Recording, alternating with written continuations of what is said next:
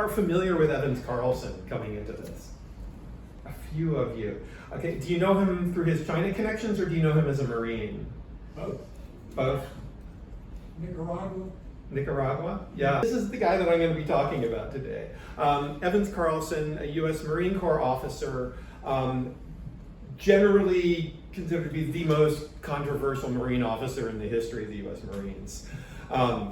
He's a guy who gives gung-ho to the English language. He marched with the Chinese communists. He founded the first U.S. Special Forces Battalion. He was one of the most decorated Marines of World War II, and he is almost entirely forgotten today. He's still known in the Marines, but in a very denatured way. He's sort of the forefather of today's Special Forces, but they also generally, a lot of people in the Marines also think that he was probably a communist. So today what I want to do is give you really just sort of a few images from Carlson's life, sort of a few episodes to go through. And really this is a story, it's similar to characters that I've worked with in the past in other books that I've written. It's a story about how one American's life was transformed by his encounter with China, in this case in the 1930s, and how that led his life into directions that he never could have imagined when he started out in life. This was originally conceived as sort of the third part of a trilogy with Autumn in the Heavenly Kingdom and Imperial Twilight. I think I wanted to do a trilogy about the most historically important wars of China's modern era, and especially the relationship between China and the West during those times, so during the Taiping Rebellion, during the Opium War. In this case, it was World War II, but what happened was that I found out about Evans Carlson when I was doing early research for this. And he was just so interesting that it's one of these moments as a historian where somebody just grabs your imagination, and somebody who just seems so counterintuitive and so unlikely that I just sort of wound up like shoving everything else off of my desk and deciding to do a biography of him. So in the big picture, this is a book about the US and China in World War II, but at the heart of it, it's a biography of this one man and his life. So first beginnings, I'm not going to, I brought some slides, but I don't have a way of putting them up. So you just have to imagine a fresh-faced little boy from New England, Evans Carlson, born in 1896, the child of a Congregationalist minister. So he grew up in a religious household. They shuttled around between different parishes in New England, mostly in Vermont and Connecticut, Massachusetts. From an early age, he wanted to set out on his own. He actually ran away from home for the first time when he was 12. His family was living in Massachusetts at the time. He made it all the way up to Maine, to Portland, Maine. Tried to get a job on a cattle boat. Nobody would hire him because he looked like he was 12 years old. Finally had to go back home, ran away again at age 14, and made it permanent. And he would never live with his family again. The reasons behind this, and I should say that, one of the wonderful things that I had to work with in writing this book is that I got his granddaughter to share his letters and diaries with me. These had been hidden away up in the attic in a series of boxes. The family had never shared them with a historian before. So I have all of his early letters to his father after he ran away from home. He didn't hate his parents. Running away from home really seems like a way of trying to sort of win the admiration of his father. He grew up reading Ralph Waldo Emerson. If any of you are familiar with Emerson's essay on self-reliance, this famous essay that Emerson wrote about how to be a true man, you must be a nonconformist. And you should break away from the expectations of other people. You should follow your own path. You shouldn't follow conventions. You needed to sort of look within you and find the genius within you and find your destined path in life. That's really what seems to have driven him. In these early letters that he's writing back to his father, he's talking about trying to find the meaning of his life and trying to find his purpose. It was very hard to find. And the years that followed him running away from home, at age 16, he lied his way into the Army. The age of enlistment was 21. He lied and said that he was 22. He was quite tall by that point. He went off to Hawaii, to the Philippines. It was extremely boring. Nothing happened for him in the Army. He wrote home to a friend saying, "Time hangs heavy on one's hands." He was always just outside of the center of action. He was back in the United States when Pancho Villa raided New Mexico, except instead of being sent in the expeditionary force that invaded Mexico to hunt down Pancho Villa, he was sent to do training work in Texas, and he was very frustrated about that. 1917, when the U.S. entered World War I, he was thrilled that he would finally get to go into battle and have some action in his life, but he was kept in the U.S. for most of the time doing training work. He was finally sent to Europe. By the time his division was mobilized, the armistice was declared, and he came home empty-handed. So his early life is really one of frustration. He married and got divorced almost immediately. Somebody who was interviewing me about him sort of described him really nicely, sort of like this car or a truck revving its engine constantly but with nowhere to go. So he left the army. He got a job as a traveling salesman selling canned fruit. He sunk into depression. He got divorced. And then finally, in the midst of all this, he decided to join the Marines. Now, I should preface this by saying this is in the early 1920s. He had been promoted as far as captain in the Army. He had been a captain of artillery during World War I. He wrote to the War Department to see if he could re-enlist, and they told him that in the peacetime Army he wouldn't be able to have his rank back, that he might be demoted, and he was so frustrated that he decided to go and sign up as a buck private in the Marines. Started his whole life over again. And the interesting thing about this is that the only reason I have been able to find why he joined the Marines was because he wanted to go to China. The Marines had a permanent legation guard in Beijing, about 500 Marines who were permanently stationed at the Chinese capital in Beijing. They were the guardians of the legation compound, and this was the most prestigious overseas posting in the US military at the time. Along with the romance of China for a young man who had grown up in New England and really wanted to see the world and embrace it. The joke in the Marines, incidentally, is that when he showed up at the recruiting office to try to sign up as a private in the Marines, that the recruiting officer said, "Well, I guess if you were a captain in the Army, then you probably could qualify to be a private in the Marines." Once he joined the Marines, that's when his life started gaining some direction. They finally sent him off to China in 1927. Those of you familiar with China's history, he was arriving there in the middle of the Northern Expedition. He was part of a battalion of US Marines that had been mobilized in order to protect the Americans in Shanghai from Chiang Kai-shek, who at that time was allied with the Soviets, was viewed as a Red, as a Bolshevik. And so Carlson arrived with his fellow Marines, ready to, as he put it in a letter at the time, tame the wily Chinese. He arrived with every derogatory idea about a Chinese person that you would expect from an American Marine in 1927. So he's going to get there. Once again, he's not going to have any action. The Chiang Kai-shek's forces take Shanghai without invading the international settlement. There's no fighting between the American Marines and the Chinese. Carlson is once again somewhat depressed and uncertain of himself. But then he learns that the Marines have no intelligence service in China. So he's just been sent over to China. He knows nothing about China whatsoever, but none of the other Marines do either. And another thing that I should say about Carlson as a character is that because he ran away from home before he ever finished high school, for his whole life he's going to have a deep envy of people who went to college.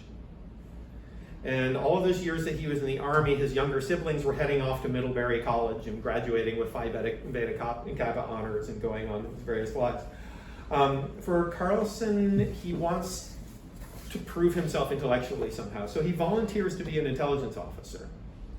And he becomes the U.S. Marines' first Marine intelligence officer in China. He starts learning Chinese.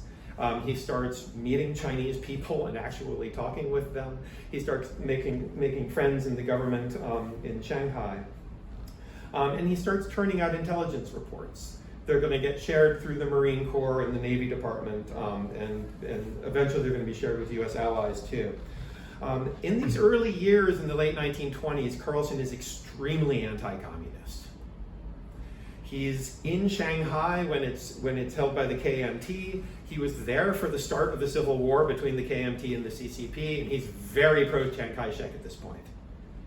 And he sees Chiang Kai-shek, again, I mean, I think most of you probably know the basic history here, given the bookstore that we're at. But if you don't, the Northern Expedition, which was an attempt to reunify China during its period of warlordism, was the army. It was an alliance between the early Communist Party and the KMT under Chiang Kai-shek. So they fought as allies until 1927, when Chiang Kai-shek turned on the communists, purged them, killed as many as he could get his hands on. And this is going to be the beginning of the civil war between the KMT and the CCP that is going to continue in fits and starts all the way to 1949, and really which never ended. I mean, the reason we have the tensions across the Taiwan Straits that we have today is because of this unfinished civil war from the 1940s that started in the 20s. So Carlson was extremely anti-communist, extremely pro-KMT. He wrote about the communists as quote, notorious communist bandits, and how violent and anti-foreign they were, and how they were just bandits raping and pillaging in the countryside. But his interest in China while he's there in the 1920s just grows and grows. It just, like, I can't fully understand how this happens for him. But by 1929, he's writing home to his mother saying, "I feel detached from the outside world, and my interest in any arena but China ebbs with each passing day." So he becomes more and more obsessed with trying to learn Chinese, trying to travel in China. It's the whole experience, and again, I've dealt with like British people like this during the era preceding the Opium War, who sort of come to China and it's this huge mystery. And once they gain a little bit of traction and they start learning a bit of the language and a little bit of it starts to make sense, suddenly this whole world opens up to them. And for Carlson, that's what happened. So he's there in the 1930s in the era of rising Japanese aggression. He's going to have a tour in Nicaragua, then back to China, where he finally gets to be in the legation guard, which was his original request when he joined the Marines, was to be part of the legation guard. So he's there in the mid-1930s. The Japanese have taken over Manchuria by this point. The U.S. legation guards, the 500 Marines who are permanently stationed in Beijing. This is a legacy of the Boxer Rebellion in 1900. It's a very imperialistic presence. But Carlson wanted the Marines to relate differently to the Chinese than they had in the past. So as he's continuing to learn Chinese, he starts a Chinese language course for the U.S. Marines in Beijing. He starts inviting Chinese cadets to come and take tours of the American legation compound, which prompted fits of apoplexy from the Europeans nearby. One of them told a reporter, "We're supposed to be here to keep the Chinese out, not let them in." But so he gets the Marines started learning Chinese. He starts teaching them about the local community, and opens up this period of really remarkable goodwill between the US and Chinese militaries in the 1930s. If I had my slides here, I could show you a picture of US Marines teaching Chinese cadets how to play baseball. So they were teaching Chinese cadets how to play baseball and how to box. The Chinese cadets were teaching them martial arts and sword play in return. They were giving reciprocal visits. And it was really just sort of an unprecedented moment preceding World War II. The colonel in charge of the legation guard told an American reporter, quote, "Wars are caused by misunderstandings between peoples. The more men of different races know of one another, the less chance there is for such misunderstanding." You know, this is every bit as much true today as it was then. So Carlson's direction at that point in the mid-1930s, his goal is to be sort of the leading US intelligence officer in China, and to interpret what Chiang Kai-shek is doing, to unify the country, to explain it to the higher-ups. The real turning point of his life is going to come in 1936, when he's on a home leave. The Marines bring him back to Quantico. They are going to let him take classes at George Washington University for the year, which he's absolutely thrilled by. This is somebody, again, who has always envied people who went to college. And now he's going to get to take some graduate courses on foreign affairs. And the random twist that comes during that year, while he's based down at Quantico, coming up to Washington, D.C. regularly for his seminars at GWU, is that he's assigned to do guard duty for President Roosevelt. Roosevelt had an alternate residence in Georgia, in Warm Springs, Georgia, an area with hot springs that were thought to be therapeutic for polio patients, like the president. And so they had these special baths that there was, and FDR had bought the land there and established a foundation for polio victims, where they would go and bathe in these buoyant pools. And while he was there during the holidays, there was a 65-man Marine Guard that was in charge of keeping security of the compound, sort of as an adjunct to the Secret Service. So Carlson was put in charge of this detachment of Marines down in Georgia during holiday times. And the other thing I need to tell you about Carlson is that he's an extremely charming person. Like, most people really like him. He's chatty, he's friendly, he has this huge, ridiculous grin whenever he's happy about something. People describe it as just lighting up the entire room. He's a charming person. And even though his job is basically to stand by the side of the pool while the president is floating around and doing his exercises, they strike up a friendship. And Roosevelt takes a liking to Carlson and starts singling him out. He invites Carlson and his wife to come to lunch at the White House while they're at Quantico, and he writes home about how this is to the envy of everybody else at Quantico who has not been invited to the White House. And he starts asking Carlson to come down to Warm Springs even when he's not assigned to the duty by the Marines, which Carlson thinks is kind of strange. And in the summer of 1937, he gets orders that he's going to be able to go back to China again finally, and he's going to get to be a full-time language student, which is what he has always really wanted. So he's going to be a Marine Corps language student in China in 1937. And just before he leaves, Roosevelt reaches out, invites him down to Warm Springs, has him stay for dinner with his sort of inner circle, closest friends, and at the end tells him, come and see me before you leave. So on a summer morning in the summer of 1937, Carlson goes for a meeting with FDR at the White House just as the Sino-Japanese War is about to explode. The Washington Post, the morning of their meeting, had a story about how the general in charge of Japan's reserves had called up 3 million reservists, telling them that there is no knowing what the future holds, and we must be prepared to protect the empire. So this is just on the cusp of Japan's full-scale invasion of China. Carlson goes and meets with FDR at the White House. We don't have a transcript of their conversation, but from piecing it together from all the other sources, what's happened is that FDR has decided that he wants to know what's really happening in China. And especially he wants to know whether the Chinese are going to be able to withstand an invasion from Japan.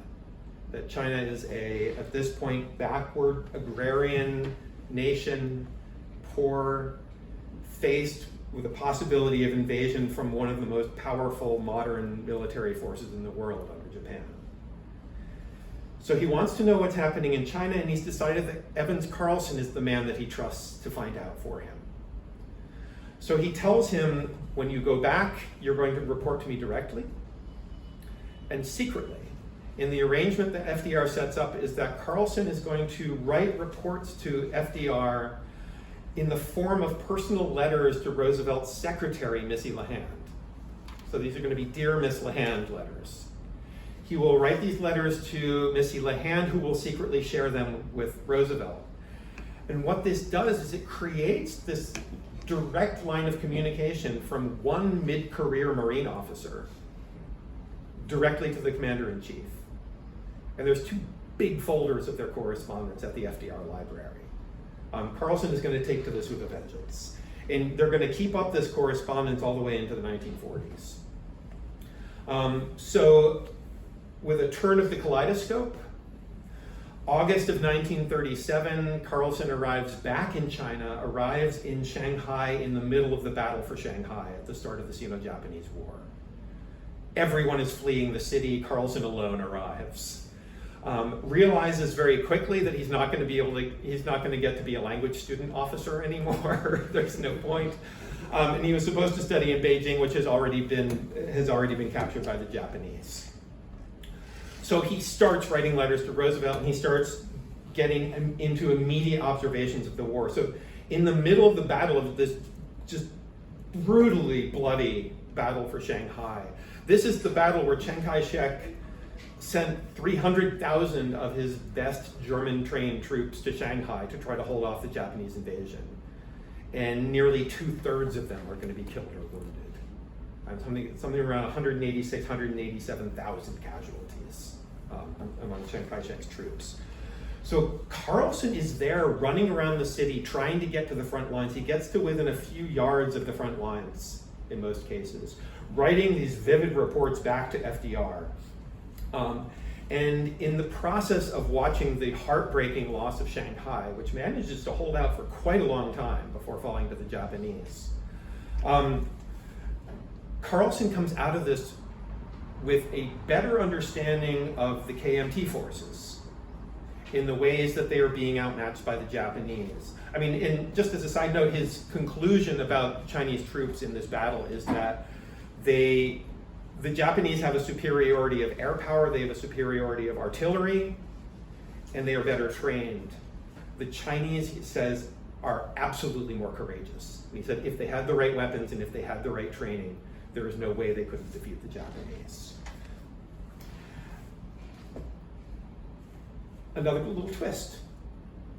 One of the friends that he picked up during his time in China in the 1920s and 30s was an American journalist named Edgar Snow, whom some of you may know. And Edgar Snow had just come back from crossing the lines up to Bao'an, where the communists were at that point in Shanxi province, and had just written his first draft of Red Star over China, which is Edgar Snow's account of the Chinese communists on the eve of World War II. This is going to become the most famous book about China of the 20th century. Carlson gets to read it in manuscript draft while he's there in Shanghai with Edgar Snow running around the city trying to take pictures of the fighting. And it's reading Snow's account and talking to Snow that he realizes that the communists may not quite be the same as what he had thought they were all that time that he was an intelligence officer. And according to Edgar Snow, they're actually quite friendly, and they seem eager to meet Americans. And they are not just anti-foreign, murderers and rapists. Carlson's charge from FDR is to find out what's happening throughout China. So he decides to try to get himself up to where the communists are in Shanxi province. At the point that he's there in 1937, the KMT and the communists have formed an alliance again.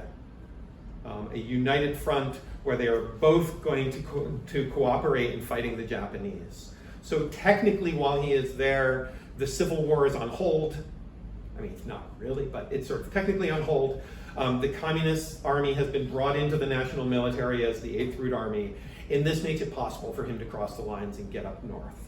So Carlson heads north, gets all the way up to Shanxi province, to the east of Shanxi, where he meets Zhu De, the military commander of the Chinese Red Army. Zhu De, I wish I could have my little picture of them together here.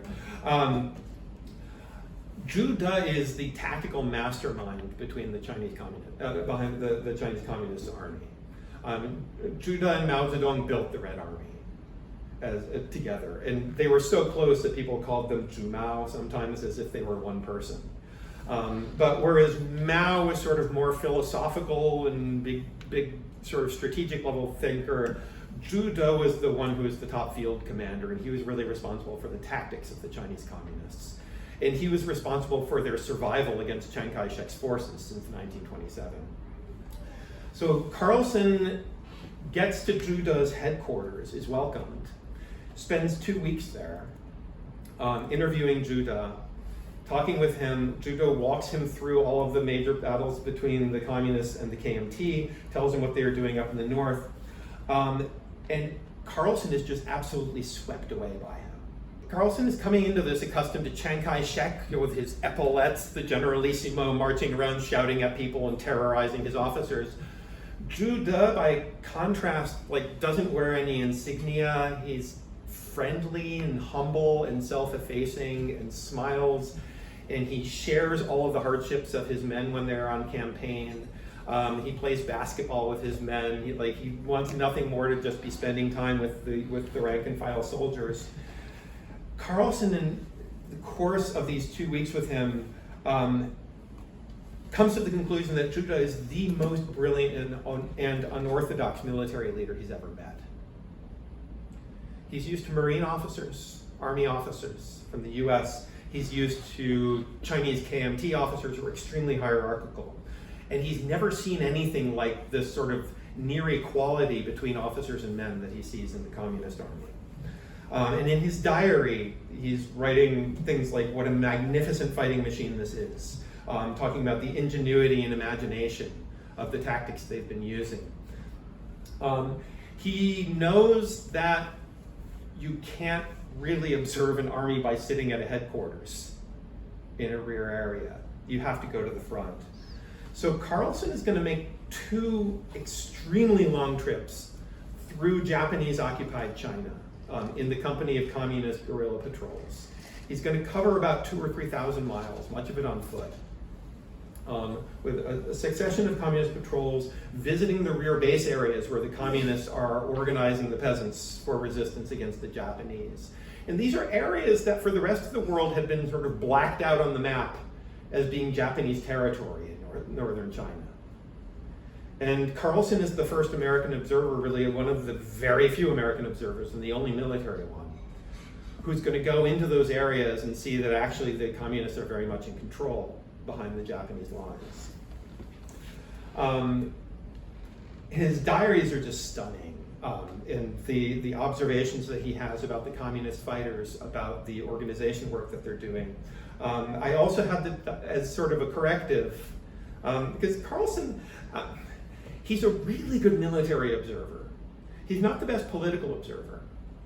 He's actually going to go to his grave thinking that the Chinese communists are actually Democrats and they're not really communist. I can come back to that later. But he's very insightful in terms of their military capabilities and what an astounding job they are doing of cultivating loyalty of peasants who are supporting them in all kinds of non-military ways, bringing intelligence, carrying wounded soldiers back and forth, doing sabotage work for them. But I was going to say, as a corrective to this, I also found the diaries of his Chinese interpreters while he was traveling with the communists. And while, if you just look at Carlson, it's, they're so friendly and they're so welcoming and they're so pro-American and things like that. And then you look at his communist interpreter who really likes Carlson, but also sees him as being sort of childish. And he doesn't have the seriousness of a communist. And because Carlson's always playing his harmonica and singing songs and things like that, and his interpreter's he acts like somebody 20 years younger, and he says, I think you can be childlike as a man if you live in a country that isn't under invasion. But we really don't have time to act like this in China right now. At the same time, his interpreter did write in his own diary that Carlson showed me that there is a different kind of American other than the sly and greasy ones that you see in the movies, that he is devoted, he is principled, he is loyal, and he's a realist. And his interpreter wrote that sort of America's realism and the progressivism of the Soviets are the two great inheritances of mankind. I should say that I found that diary he published it in 1938. His interpreter did. When it gets republished later on down the road, they're going to cut out all those things about the usefulness of American realism. Anyhow, So he's going into the field in order to study the Chinese communist fighters. Has a succession of revelations about how they organize and how they fight. His revelations mainly have to do with their discipline, their selflessness, the willingness of these communist soldiers to sacrifice themselves and really suffer. I mean, he said, most of them up in the north don't have overcoats in the wintertime, except what they've been able to steal from the Japanese. They are, in some cases, walking 20 or 30 miles a day on felt-soled shoes without any complaint. They have only the most meager rations. They have no rear support, so they have to carry all of their rations with them on sort of this long bag like a sock that they carry over their shoulder, filled with rice for several days. And, they're cooking for themselves in their helmets as they're on the march. And at the same time, from interviewing them and from spending months with them, he's just so impressed by the way that they truly seem to believe in what they are fighting for China's future, for resisting Japan. In the sense that they all share this vision. And this, to his mind, is what makes them so effective, in spite of the incredible deprivations that they are working under. They have inferior weapons.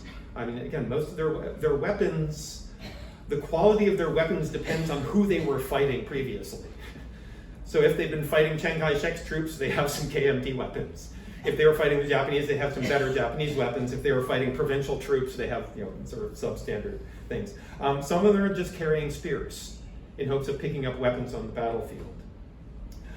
Suffice it to say that he comes out of this experience as an evangelist of guerrilla warfare.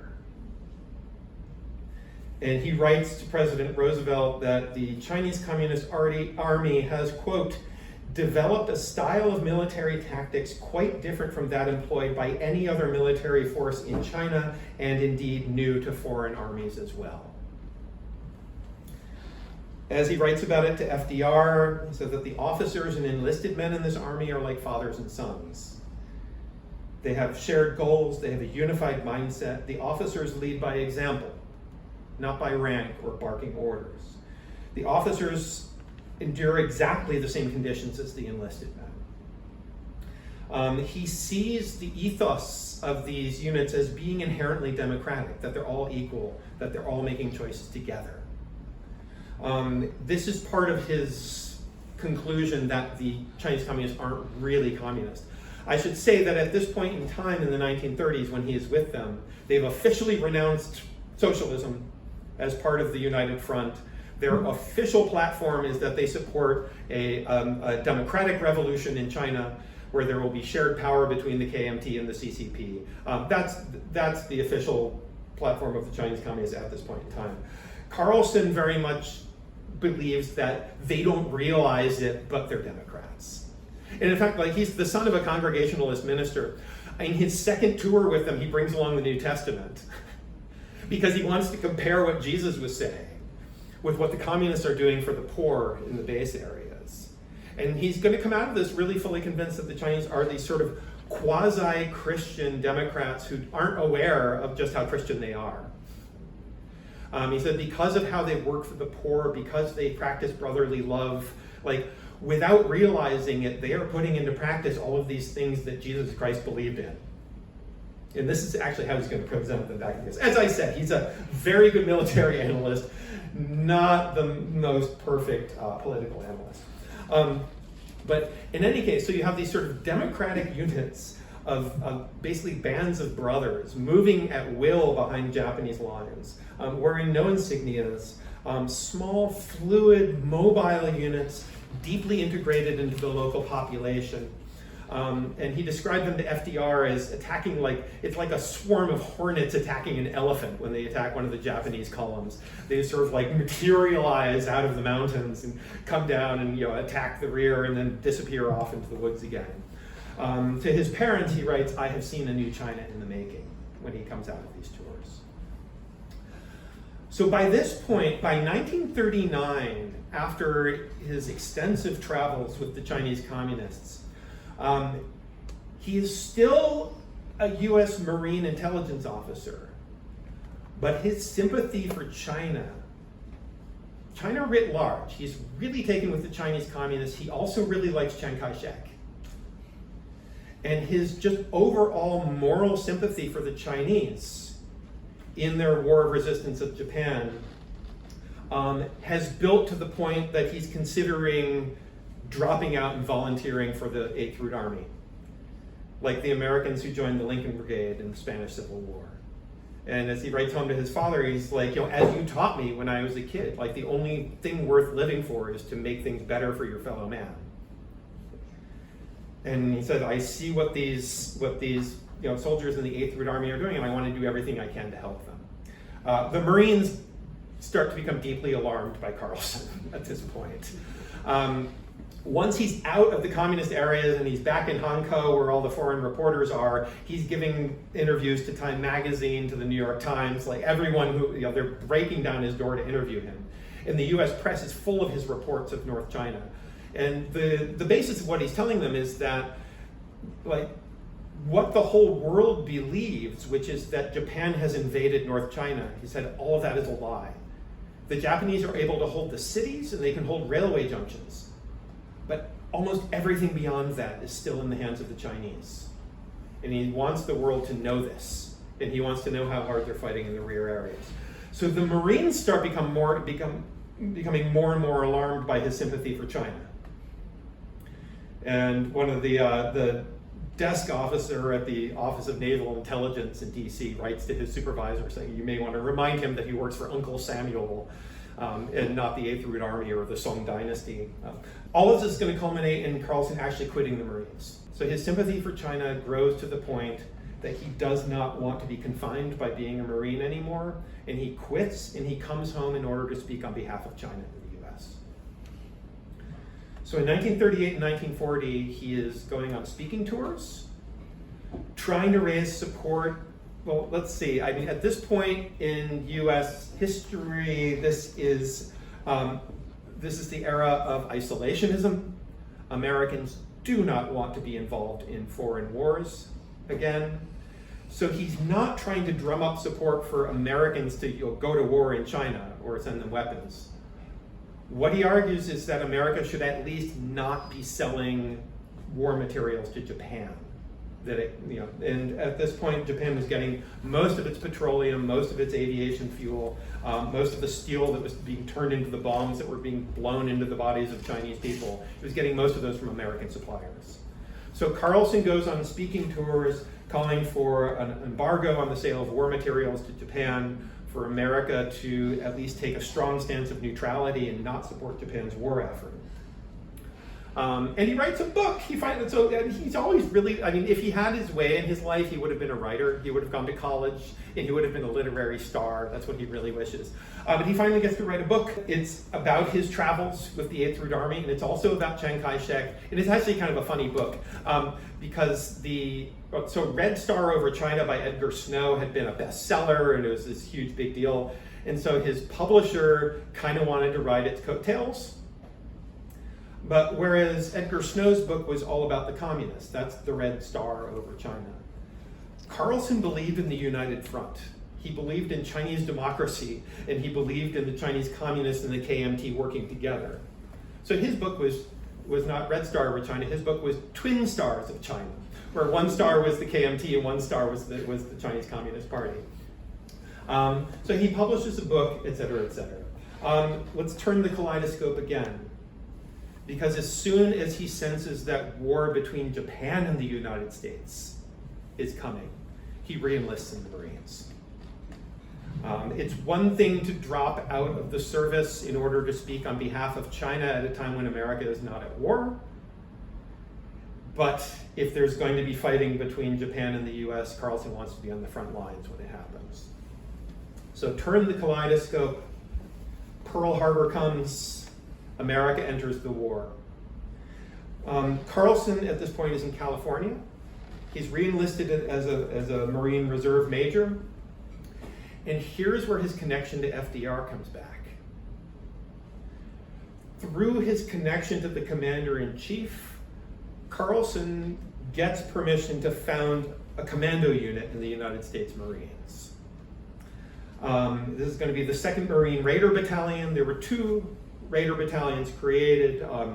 The second was with Carlson on the West Coast. The first was on the East Coast with Merritt Edson, who's going to go a very different direction with his own raiders. For the higher-ups, the purpose of these new battalions was supposed to be imitating the British commandos, this elite strike force that could be landed at night and blow things up. Carlson is going to take his Marine Raider Battalion and he's going to base it directly on the Chinese Communist guerrillas. And this is going to be the chance for him to take everything that he learned when he was traveling with the communists in North China behind Japanese lines and to try to import it into the United States military. So because of his connection to the commander-in-chief, he's going to get whatever men he wants, whatever weapons he wants. The president's oldest son, James Roosevelt, is going to be his executive officer, or second in command. And they go to work in California recruiting the first 600 members of the 2nd Marine Raider Battalion. They, along with the 1st Raiders on the East Coast, are going to be effectively the first modern special forces units in the U.S. military. And they're going to be deployed into the Pacific. Carlson's was unique because, as I said, his is based on the Chinese Communist Army. So the training that he put them through is to try to replicate his experience with the communists in North China. So their training in California includes 50-mile overnight hikes, learning how to cook rice in your helmet, that they're going to live on rations of rice and salt pork that they're going to carry in these socks, like 4 days of rations in a sock that they carry over their shoulders, just like the communist fighters. So he's going to try to teach them the tactics, like the raiding and infiltration tactics that he learned in China. But even more importantly, he's going to work towards what he calls ethical indoctrination, which is to try to recreate the ethos of these communist fighting units. And to this end, he believes that men must know why they are fighting and have a personal stake in it in order to be truly powerful battlefield fighters. That the enlisted men need to know the big picture politically. They need to know why the United States is going into the Pacific. And very early on, he's teaching them this is not just some kind of revenge for Pearl Harbor. And he teaches them about what the Japanese have been doing in Asia, what they've been doing to China. There's a wonderful book by Elizabeth Samet, Looking for the Good War, I think it's called. But it's about how, in hindsight, we project all of these lofty values onto the World War II generation. All about how it was about democracy versus fascism, and how the whole American population was unified after Pearl Harbor. And she's saying, a lot of this is just projected in hindsight. By the end of the war, yes, it was that people were believing in sort of a war between fascism and democracy. But at the outset of the Pacific War, it was about racial hatred and revenge for Pearl Harbor. Carlson was an idealist, and so at the very beginning, he was teaching his men that this is a war between democracy and fascism, and we are on the side of democracy. And he tells them if we are going to be going into the Pacific to fight for the sake of democracy, we need to have democracy in our own ranks. So the 2nd Marine Raiders Battalion is going to be a democratically run battalion. He's still the commander, but officers need to explain the reasoning behind their orders to the enlisted men. The enlisted men can take them to task and ask them why they did certain things.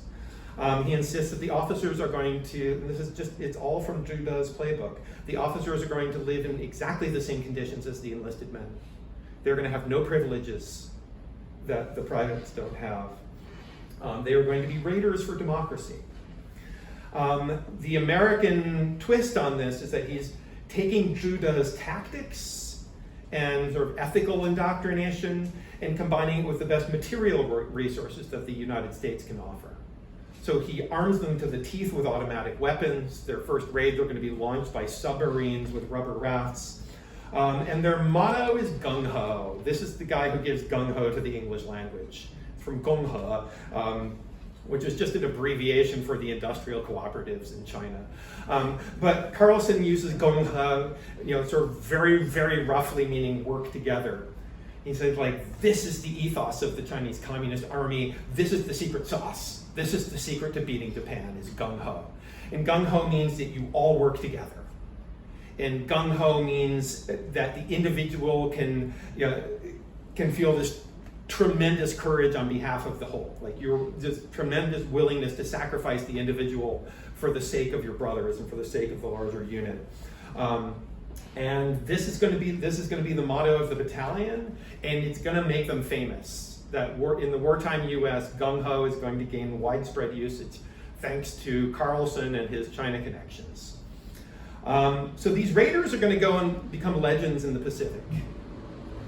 And they're legends in the Marines to this day, although they're not understood very well. Actually, in 2014, the current form of Marine Special Forces were renamed as Raiders in 2014, sort of echoing back to their World War II forebears.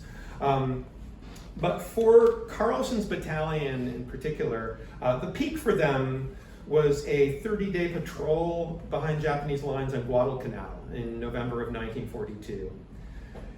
His battalion was living on rations of rice, salt pork, and raisins with a bit of coffee thrown in. They were fighting in the jungle. They were performing flanking attacks, long hikes, deceptions, receiving deliveries of food along the way. In every way, he was trying to replicate what he had learned in China. And he writes in a letter to a friend just afterwards, he writes, "I used 8th Route Army tactics almost exclusively.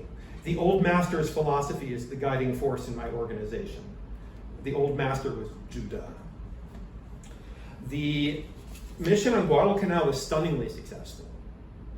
They killed 488 Japanese combatants while losing only 16 of their own in combat. So it's a kill ratio of about 30-1. It made Carlson into a war hero. He's going to be one of the most decorated Marines of his era. He actually gets his 3rd Navy Cross for the Guadalcanal operation. The press back home adores him. He is an absolute darling of the wartime American press. There are these just crazy, nutty profiles of him all over the place. Just to quote from one of them, so this is 1943. It says, "Lieutenant Colonel Evans Fordyce Carlson writes books, kills Japs, plays the harmonica, and speaks Chinese. He can deliver polished lectures on Asiatic problems, swim an ice-flecked river naked, and exist on a half sock of rice a day. He is a fighter, a philosopher, a man of action, and an intellectual." And it's through him that gung-ho is going to become a permanent part of the English language. It's really enshrined. If they make a Hollywood movie about him and his raiders in 1943, you can guess the title of the movie? Gung-ho! I wish I had my slides because I could show you the movie poster. It's like, what are the hot lead, cold steel, Yankee guts, or something like that. But anyhow, so they make a movie about his raiders in 1943, Gung-ho. He gets yanked from command by the Marines, who increasingly suspect him of being a communist radical. He's going to keep going back into the war as an observer. And he's going to be right on the front lines at Tarawa. He's right there on the beach from day one at Tarawa and on Saipan. According to a war correspondent in 1944, he was the most beloved officer in the Marine Corps to the enlisted men, I think, because of his courage on the battlefield. The remarkable thing about all of this, one remarkable thing about all of this,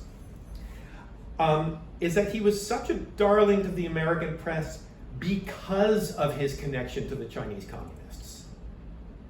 I think most Americans tend not to remember that we were allied with China in World War II. If they do remember that, they probably don't realize just how positively Americans looked at the Chinese communists during World War II. That Carlson's Chinese communist connections, those were his strength. Those were the basis of his gung-ho mystique. There was nothing secretive or embarrassing about it. That's sort of like, once you get to the Cold War, there will be. But in Life magazine, which was the widest circulated magazine in the United States, had a huge profile on him. And he called the 8th Route Army the best organized, best led fighting force in the world for its size and purpose. And they ran a picture of him with Judah. And he gave, in Life magazine, he gave the Chinese communists full credit for his training philosophy. So he's a reminder of how sympathetically Americans viewed China, and including the Chinese communists during World War II.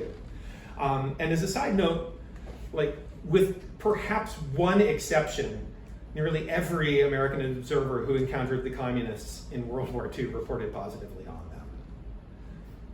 them. These were our allies, on top of a long history of at least imagined friendly relations between the two countries.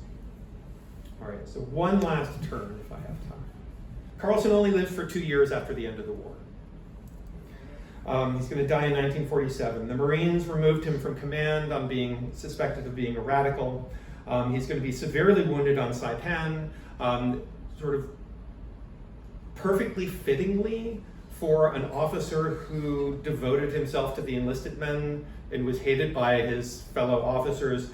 He was shot while trying to save the life of a private who had been hit by a machine gun. He's never going to fully recover from this. He's evacuated home. FDR visits him in the Naval Hospital in San Diego while he's on his way to Hawaii. Carlson will be attacked posthumously as a communist. He's going to be singled out by McCarthy after he's dead. And he's going to become another victim of the Red Scare, buried and forgotten. According to one of the very few generals who attended his funeral at Arlington Cemetery, incidentally, the Marines refused to pay for his body to be transported across the country to Arlington.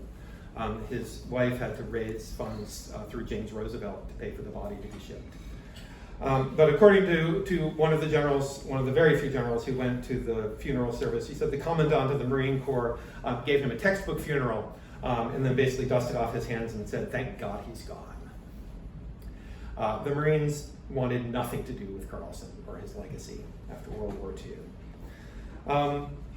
Looking ahead, he starts coming back after Vietnam. There's a profile of him in the Marine Corps Gazette post-Vietnam where several officers wrote back in saying that Carlson shows what went wrong for the US in Vietnam, that the North Vietnamese were using gung-ho against us. And our utter failure there is a sign that we jettisoned too much of Evans Carlson's legacy. Today, he's remembered as sort of a forerunner of special forces, even though it's really more of a sort of a esprit de corps or sort of a theoretical kind of a connection. No direct tactics are imported from him, except for the fire team. So he really disappears after World War II. And on a bigger scale, the thing that's lost, and this is something I talk about towards the end of the book, and something that's really central to the end of his life was his hope for a better future between China and the US after World War II. That he was a real believer that there was grounds for cooperation between the US and the Chinese communists. The United States rebuffed just about every overture from the Chinese communists during the war and after. Truman would take the side of Chiang Kai-shek against them in the Civil War. Carlson, in his final years, he's crippled by his wounds from Saipan. He's had a heart attack. He spends his final years being probably the most vocal critic of Truman's intervention in China. In hindsight, in 1946, 1947, there really was no American better qualified to judge the likely outcome of the Civil War in China. Carlson was the only military observer who had spent substantial time in the field with the Chinese communists and who had seen the work that they were doing to cultivate loyalty from peasants. And he was positive that there was no way that Chiang Kai-shek could win a civil war against them, even with American help. So Carlson never called for the US to support the communists, but he did call for the US to remain neutral, to withdraw the American Marines, to stop trying to prop up Chiang Kai-shek, because he predicted that if we support the wrong side in the Civil War, we're going to wind up as the enemy of the Chinese people. But by 1947, he was so completely tainted by his admiration for the Chinese communists that nobody would listen to him anymore. So, in conclusion here, Carlson dies predicting that Truman's intervention in the Chinese Civil War would prove to be one of the greatest mistakes ever made in American diplomacy. And I think looking at where we are today, I'm not so sure that he was wrong about that. Thank you. So It's been a much debated question over the decades about whether the KMT or the communists did more to fight the Japanese. And I'm curious, what was Carlson saying to Roosevelt about it, and what is your conclusion on that issue that you reached after looking at the history of this era? Yeah, I mean, I think the historians are right to say that the CCP basically spent the 1940s consolidating its position in North China, avoiding any kind of positional warfare against the Japanese. They were quite delighted to let the KMT take the brunt of the Japanese invasion. Carlson was there at the very outset of the war. So he wasn't up on the firing line with them. He was there at a time when they were still conducting raids on Japanese columns. Basically, the strategy of the communists was to try to make it so painful for the Japanese to infiltrate the countryside that they would content themselves with the cities and the railway junctions. And then the communists could do their work in the countryside. The last time Carlson is in the country is in 1940. So he's going to have no insight into what they are doing in the north, especially once they're behind the blockade from Chiang Kai-shek again. So I think it's very clear that that the guerrilla warfare, I mean, on the large scale, this is what Mao's theory was, a protracted war, protracted warfare. That this was very much within like Juda's doctrines of guerrilla warfare, that you avoid facing Japanese guns head on. And instead you harass them, you make it difficult for them to come into the areas under your control, and then you focus on building your strength for an eventual counterattack. And the way it's going to play out is that counterattack is going to come once the Japanese are already gone, and the counterattack is going to be against Chiang Kai-shek. So Carlson's there at the very beginning of the organization work that the communists are doing, and sees all the different levels of, they have the regular 8th Route Army, and then they have the militias, and then they have partisans below them, these peasants, some of whom just have spears and farming implements and stuff. But drilling them with a sense of nationalism, drilling them with a sense of loyalty, making promises to them. He comes back having seen the beginnings of what's going to come to its full flower by the end of World War II. And I think the communists absolutely take advantage of the Japanese invasion and how it plays out in central China. I mean, one of the things about Carlson is that he dies. Since he dies in 1947, he's able to die with his ideals intact. If he had lived through the 1950s and 60s, it would be very hard for him to continue thinking that the Chinese were really just Democrats who aimed to bring a democratic government to China. But you can't know. I mean, his two closest friends in China, his two closest American friends in China were Agnes Smedley, who was madly in love with him, incidentally, and Edgar Snow. Carlson dies in 1947, Smedley dies in 1950, and both of them die early enough that they are not alive during the anti-rightist campaigns and Great Leap Forward and Cultural Revolution. It's Edgar Snow who lives through all of that and really disgraces himself by continuing to hold on to his faith in the Chinese communists in spite of everything that happened. So yeah, Carlson, he's idealistic. He is in some ways very naive, in some ways very insightful. He's sort of this military romantic, and I think he's probably lucky to have died when he did. How would he have characterized himself looking back on his life? Would he have said, I was a great Marine, I was a great China expert, I was a great tactician? If asked, what was your greatest accomplishment, what would you have answered? And his greatest accomplishment was the Raiders. They were the center of his life. Like, he adored them. I mean, and part of this so after his heart attacks and stuff like that, when his health was broken down and whatnot, he and his wife got a little cottage in Oregon, and you can sort of see how he thinks of his life by how he decorated it. And he had a little gung ho sign, and he had pictures of his raiders, and he had a portrait of Judah, and I think he was very pleased looking back at all of that. But that restlessness of him, and I think this is something that's true for many individuals who wind up in history books because they sort of accomplish strange or big or unusual things. People who are driven by restlessness, he still had that same restlessness at the end of his life. So he came back from the Pacific ready for a political career. And he was drafted to run for Senate in California. for the Democratic Party. They were delighted with him as a candidate, but he had his first heart attack just before getting the nomination and had to pull out. Gung-ho wasn't just about his Marines. He believed gung-ho was going to revolutionize American democracy. Like, he believed that he would be sort of a gung-ho candidate for Senate, and there would be gung-ho politicians, a lot of them returned war veterans. He believed that his Marine battalion was going to teach Americans how to be truly equal and truly democratic. So, politically, his platform when he came back, he believed in racial equality. He believed in veterans' rights. He was very progressive ideologically, and he sort of dreamed. There are some scraps that I found in his archive that I wasn't able to connect to anything external. But he seems to have imagined sort of gung-ho as a revolutionary idea, which obviously never took root. It turned into just meaning being reckless or super enthusiastic or something like that. There are a lot of things where he would be spinning in his grave. I think the reorientation of the Marines today, Force Design 2030, where the Marines are decommissioning tank battalions and reconfiguring themselves for island-based Pacific warfare of elite Marine units with the most sophisticated weapons known to mankind being dropped on islands and being fighting self-sufficiently. That's very much Carlson's vision. He would be super delighted to hear about that. He would say finally they've realized my vision.